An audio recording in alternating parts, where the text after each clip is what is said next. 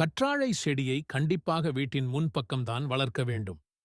இதை வீட்டின் முன்பக்கம் வளர்ப்பதால் கண் திருஷ்டி குறையும்.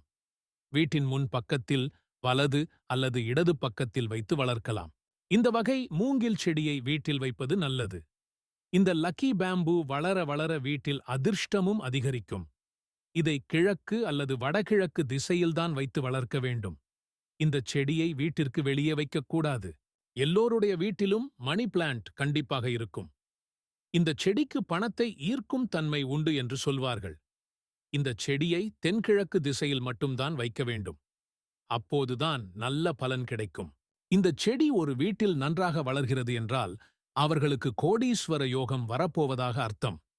காலை பிரம்ம முகூர்த்தத்தில் நாம் என்ன வேண்டிக் கொண்டு இந்த செடியை தொட்டாலும் அது அப்படியே நடக்கும் என்று சாஸ்திரத்தில் சொல்லப்பட்டிருக்கிறது. ஆடாதொடை நிறைய மருத்துவ பலன்களைக் கொண்டது. இந்த செடி நம் வீட்டில் இருந்தாலே எந்தவிதமான கெட்ட சக்திகளும் வீட்டிற்குள் வராது. இதை கிழக்கு அல்லது வடகிழக்கு திசையில் வைத்து வளர்ப்பது நல்லது. கண்டிப்பாக வீட்டில் ஏதாவது வாசனை தரக்கூடிய பூச்செடியை வளர்த்து வர வேண்டும். வாசனை மிகுந்த இடத்தில்தான் லக்ஷ்மி தேவி வாசம் செய்வாள். எனவே மல்லிச்செடி, ரோஜா போன்ற செடிகளை வளர்த்து வருவது செல்வ செழிப்பை அதிகரிக்கும்.